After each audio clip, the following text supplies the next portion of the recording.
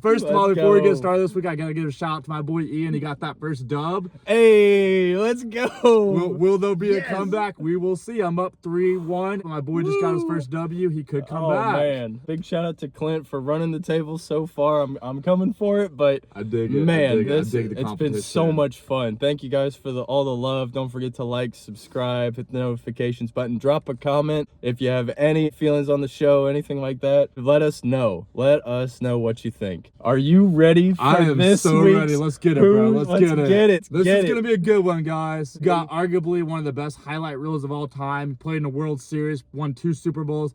Primetime Deion Sanders versus one of the most schematically defensive players of all time. He could play any position. He could challenge. He could sack. He could do coverage. Troy Polamalu, a Pittsburgh legend. Let the terrible towels roll, man. Go. Ian, why is Troy Polamalu him?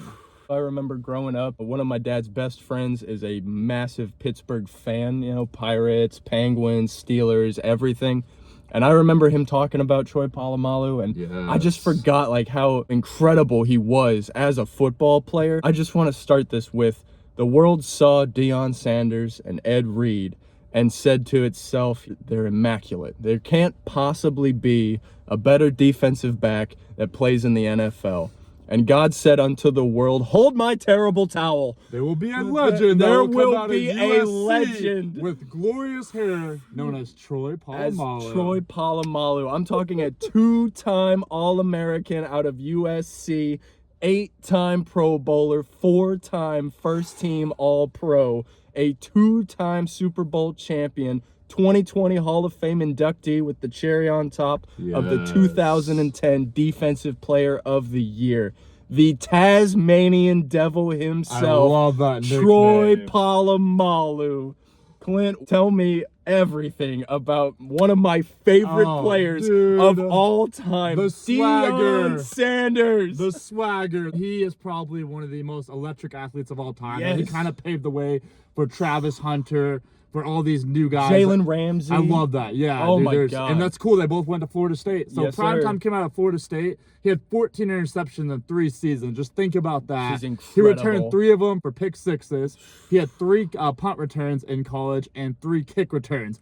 All he did was score, he did man. It all, bro. He was the best offensive player on those Florida State teams. His best season was in 1988. He had 7 interceptions, 2 returned for touchdowns, and 45 tackles. And you got to remember, the quarterbacks aren't expected to tackle. Dude was going up at the line and hitting people and making tackles. So he was an impact player from the get-go. And they avoided his side of the field like the plague. Nobody wanted to toss it over to his side, man. In my opinion, best cornerback of all time. Oh, yeah. No debate there. If you disagree, please comment, but I got to go him number 1. I think all of his stats deserve a 50% boost because he didn't get the looks that other guys got, because nobody wanted to take those shots. So Deion made the most of every opportunity that he had, which were few and far between. Sometimes his guys would only get 2-3 targets a game. He was still picking it off and housing it. Let's go for his all-purpose real quick. Okay, he played from 89 to 2005. He had 53 career interceptions.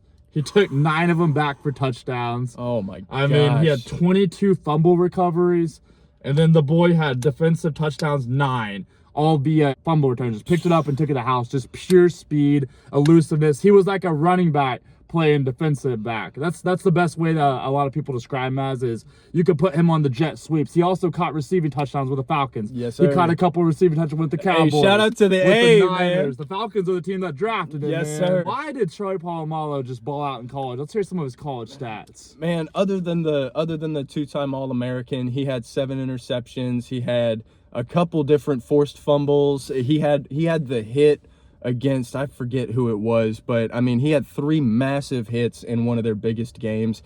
But he was very much like a situational safety, and his ability. Hey, would you say he was the original chess piece? He reminds me so much of Kyle Hamilton. You could put him all. I mean, maybe Kyle Hamilton reminds me of him, but they're just like those guys you could put all around the field and they can Same wreck with a game. Jamal Adams too. Yeah, Jamal Adams shout is out to very Jamal Adams, shout out to dude. Jamal Adams. But no, man, Troy Polamalu overall was one of the most electrifying and exciting players to watch in NFL history. Between his sideline to sideline running ability, the uncanny ability to anticipate snap counts at the line of scrimmage, Man, he captivated audience from every fan base. He mystified with his acrobatics, combined with his hit stick tackling. His skill set can only be described as general Tasmanian deviling. He was a nightmare to plan for. In his NFL career, the man had 32 interceptions, good enough for 8th all-time for DBs. Ball hot. And he was a tackling machine. He was a football magnet. I mean, all the guy did was make big plays, make big tackles behind the line of scrimmage. He had 14 forced fumbles. Dude, and he was 7 fumble recoveries, loose. man. He Get had out the way. 12 sacks, 56 tackles for loss, which is good enough for 5th all-time for defensive backs.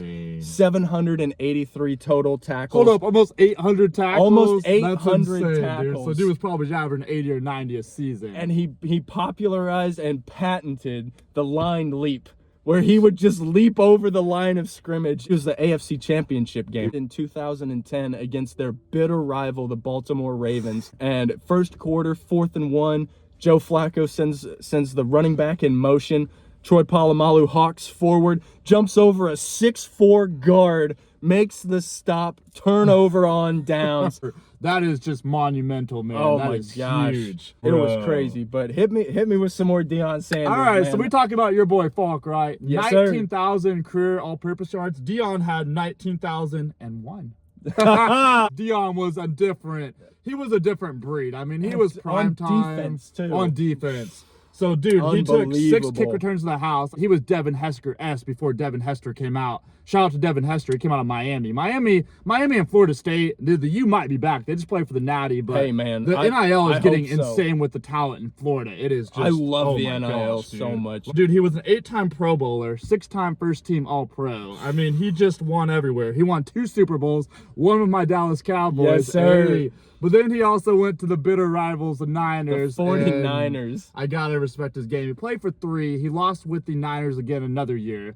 So 2 out of 3 is not bad. No, man. That's what Polamalu did. He was a went winner. 2 That's for what I 3. say. This is gonna be a fun one because it really Yes. is so even with the rings, which I love. I mean, that makes it just But more they were fun. 2 totally separate Oh, types of players. hands down. Both defensive backs. One was a matchup nightmare for wide receivers. The other Lockdown was corner. a nightmare for offenses as a whole. Like I said, Deion shut down half the field wherever he was. That's where they weren't going all And I gotta give a shout out to you guys. I watched a lot of highlights of Troy, dude. Troy might be the best blitzer of all time. He just Definitely knew the best. He knew the one of the lines, best. and I mean, yeah, he had help. He had lines clear, but he was absolutely insane at when you need a big call. You were gonna blitz him, and you were gonna trust him to beat his guy. And 9 out of 10 times he would come through for Pat you. McAfee had a segment on his show talking about whenever it was Pittsburgh Steelers versus Indianapolis Colts, it was the perfect situation for him to make a fake field goal and try and take it for a first down or something. Troy sniffed it out.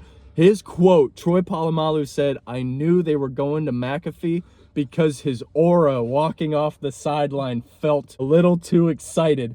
So instead of lining up on the edge, he blitzes in the C gap, blows up the entire play, ruined McAfee's moment, and McAfee is still bitter to this day. Hey, Ian, shout out to McAfee, man. Dude, he big was shout out a to that, swag punter. He He had a lot was. of confidence, and now He he's killing was. in the podcast game. Dude. Like, you're a big inspiration for us if you ever see this, Pat McAfee. For real, but, for real. Man, it was just fun to watch him. Punters don't get enough love, so I got to give a little punter love to Pat McAfee. And there's not He many was a punters that beast. have like the attitude, you No, know? no. And McAfee made it cool. Shout out to you, Pat McAfee. Yes, bro. And all the great punters out there, man. Let us know in the comments who your favorite punter is. We might even have to do a That would who's be him fun. on I would punters. rep my boy McAfee hard. I'm not Hey, sure who would man. give you, but we could do a little lab sample of punters. I'm down. Ian, did you hear about Deion's 1994 season? I need to hear about it. Bro, so I played for the Niners. He had 7 interceptions. He returned 3 for touchdowns, had 2 fumble recoveries, and defended 15 passes. He was constantly shutting down receiver ones. 15 pass deflections is crazy. And they targeted him maybe 3 times a game, guys. Like Oh, like if Ian said, that. no one wanted any of prime He time. wasn't worth the He risk. talked the talk and backed it up. He also popularized, man, you talked about him taking all those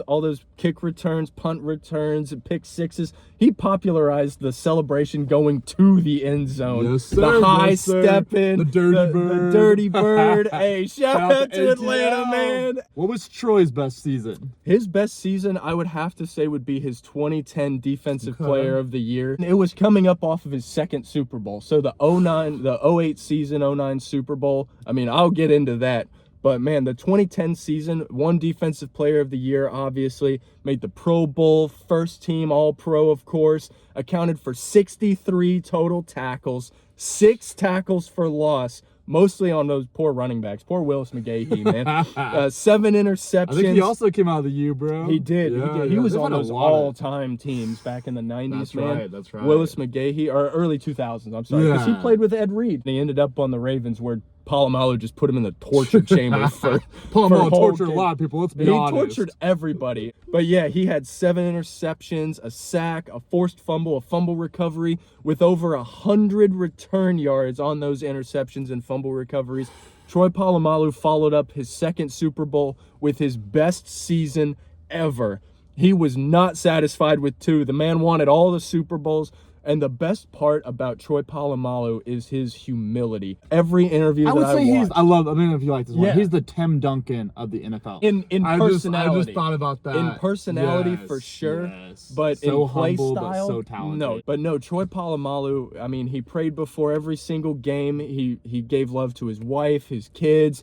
All he wanted to do was play football. He was quoted saying that football is what he did, but it's not who he was. You want to guess where he is now?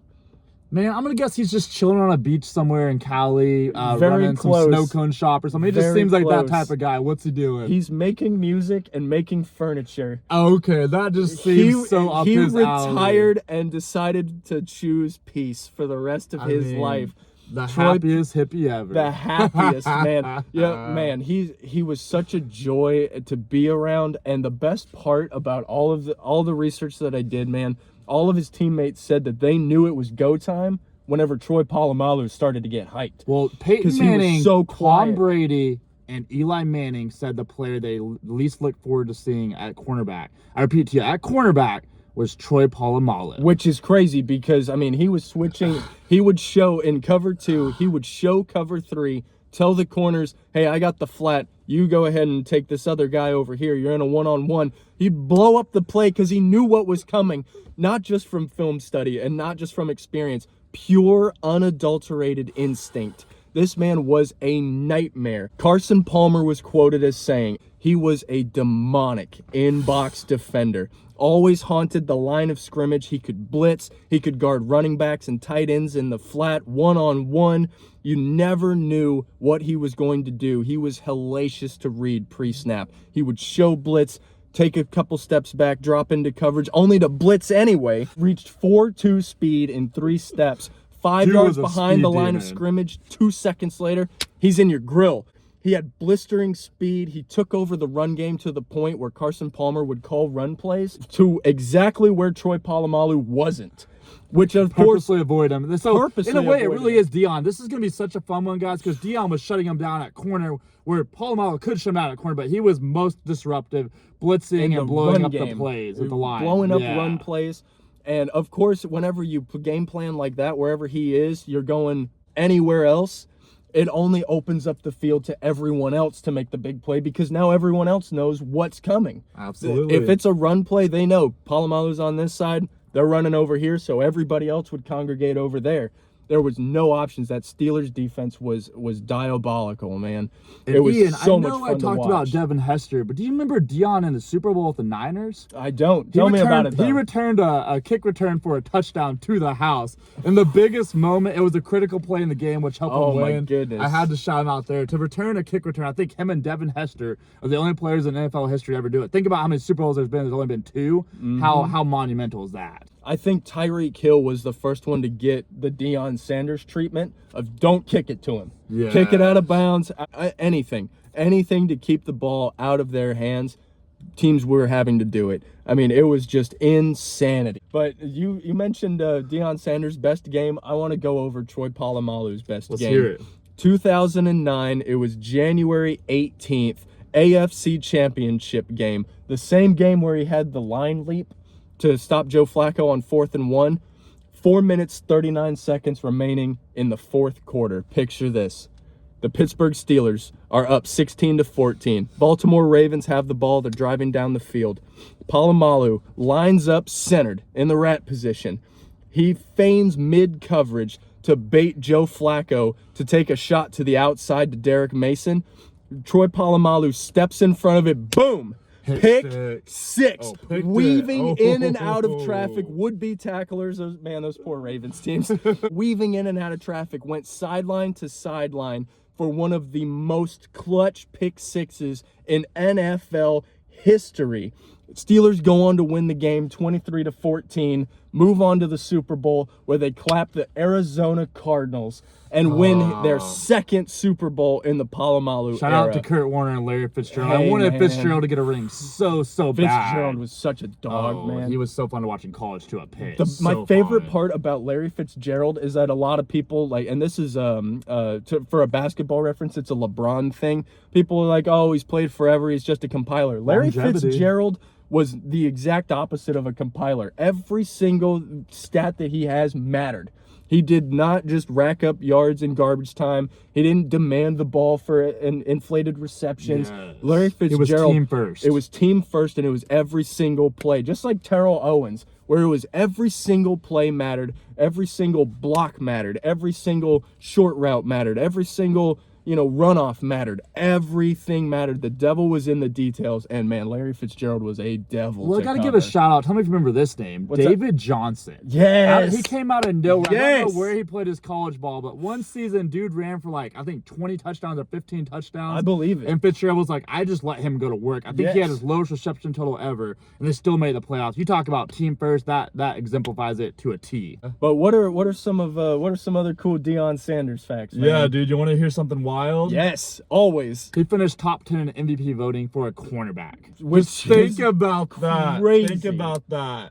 He won Defensive Player of the Year, which is basically the MVP for defensive players. Yeah. So then he played MLB, bro. Yes. From 1989 to 1999, he played for the Yankees, the Braves, the Reds, and the Giants. He was an outfielder. He hit 263 overall. He had 247 hits. That's solid. 19 home runs and 108 RBIs. He's the only player I can think of, maybe Bo Jackson, I have to look it up, to play in 2 Super Bowls and a World Series. He's the only player to play in a Super Bowl and a World Series. Okay, dude, he was literally playing baseball and football in the same season. He would purposely miss games in the NFL, 1 or 2 games a season. The coach would allow him to go play baseball. How wild is that? The wildest part is, for someone as great at both that he was, he said without a doubt the hardest thing to do in sports is hit a baseball. I will say, guys, I'm going to clown myself for a minute. Baseball is one of the hardest sports out there. You either have it or you don't. I mean, It is all about skill and patience and ball skills. Instincts. Ohtani is an absolute legend. Ohtani is going to go down in history. He may be, hot take, he may be the best baseball player of all time. Because He's when you there. look at He's it, on his way. I've been following stats. When you look at it, there's not many people that hit as many home runs and threw strikeouts as him. You could go Babe Ruth, but in that league, there was only 16 teams, where now there's 32, so the competition's getting better. Mm-hmm. So, hot take, please comment. Ohtani might be the best player of all time. I want to say on his way. 2 rings. He won back-to-back, and he's won 3 MVPs in only 6 seasons. Yep. Oh, insane. Man. The craziest part about Ohtani, and no offense to Angels fans, I mean, I feel for you guys, man. They had Mike Trout and Shohei Ohtani on the same team. Trout is and legend. They traded Ohtani, or maybe he went in free agency. Let us know in the comments. I actually am not sure about that. Yeah. But man, once Ohtani got to the Dodgers, man, league screwed, man. He was a problem. He was an absolute problem. And to be pitching the way that he does with such dominance. And Ian, this is one of the cool stats ever. He stole 186 bases. So dude was a speed demon. And he's the only player in Major League Baseball history and NFL history to hit a home run in the same week and score a touchdown. I mean, that is like bucket list goals. Like that almost feels fake saying it. Unbelievable. No, you talk about video game stuff. He was unreal. 99 overall on everything. One last thing I do have to get out about Troy Polamalu. The man played in 3 Super Bowls, won 2 of them. I want to go over some of his Super Bowl run stats. Let's hear it. So like all the games leading up to and including the Super Bowls. His first Super Bowl run in 2006, he had 24 tackles in that run, 2 tackles for loss, an interception, 3 passes deflected. His playoff stats in total, that run alone accounted for over a third of all of his counting stats. Unreal. He was unbelievable in that run. Followed it up in 09 with 9 tackles, a tackle for loss, an interception return TD. Ooh, okay. And 3 more passes deflected. And then the third Super Bowl run, he was starting to get a little older, so he accounted for 10 total tackles. But in total, 64 playoff tackles, 4 tackles for loss, 3 interceptions, a pick 6. Shout out to that AFC Championship game, man. 7 total passes deflected, and this, I think, is the most impressive thing. Played 95% of defensive snaps. Dude never took a play off. He refused to take plays off. He was man. Marshall Faulk on defense. He You made that really comparison, was. Faulk. I love it. Like, he just did not want to go out of the game. He very rarely got hurt. He missed less than 20 games in his 12-year career, which is just insane. Okay. I got to tell you this about Deion, bro. He played the 1992 World Series. He did not win it, but for context, he won 2 Super Bowls and almost won a World Series. Like, he would have been in a league of his own. He already is. He's already in a league of his own. Make no mistake. That. One of my favorite players all time, man. Shout out to Prime Time, bro. I got to give a shout out to Troy, though. I mean, it's just two rings and a game record for Pittsburgh. You can make an argument he's the best defensive player to ever come out of Pittsburgh. He's definitely in the conversation. And I can't remember the dude's name, but there was a linebacker that would just knock people's teeth out. And shout out to Ryan Clark, too, man. Yes. That dude. And he's a good analyst now, man. He's a great analyst. And he's fun to watch, man. Shout out to him, man. Shout out to all of man. Those Steelers defenses were just I do not envy Joe Flacco. Oh. I don't envy Carson Palmer. I don't envy any of those guys or any of the 16 different Troy Cleveland Brown quarterbacks. When you call someone demonic, that's all you need to know about Oh Troy. my God. That's cold. Listening to people talk about like actually lining up and, you know, trying to read what Troy Polamalu was going to do. Legend, bro. There was an offensive guard who, and I forget his name. I wish I could think of it. He said that there was a play. They were dropping back to pass. And Troy Polamalu went to blitz, and he said that he felt his hair almost hit, like the wind beneath his hair, almost hit his helmet, drops back into coverage. And after the play, he looked at Troy and said, you know, I thought you were coming. And Troy said, so did I. Oh, that's cool. It's cold. It's one of the coldest things I've ever heard, man. Hey, dude, I want to give, this is like a compliment to both of our guys. Like, these guys were resilient. They never missed for injuries. So, Polamalu missed 15 games in 12 seasons. Think about that, guys. Crazy. But for context, Deion missed 19 games in 13 seasons, and he was playing baseball. I was going to say and football at least at the same 6 time. of those. You talk about reliability and durability. I had to give a shout out to both these guys. These guys were as tough as could be. Iron Man never came out of games. No, never. But the fact that he only missed 19 games and still was missing to play baseball, that means he wasn't missing for injury. You know, he was just great at a different sport entirely. Sir. No, man, Deion Sanders, God, I miss having him in Atlanta, man. But shout out to the Colorado Buffalo, man. Y'all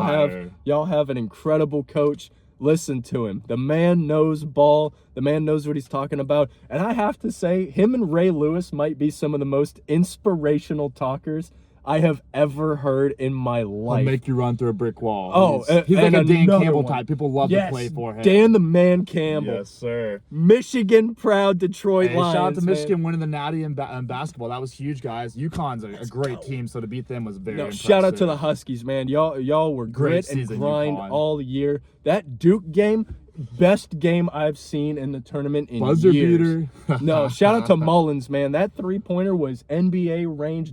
You'll be a legend for life. He was standing on the logo. It wasn't a full half court, but he was standing on the March Madness logo whenever he just drained it and broke the Blue Devils' hearts, man. What a game. But, Ian, I can't decide, man. This is one of the tougher ones we've had. We were so pumped to do this. Guys, please like, comment, let us know who's him.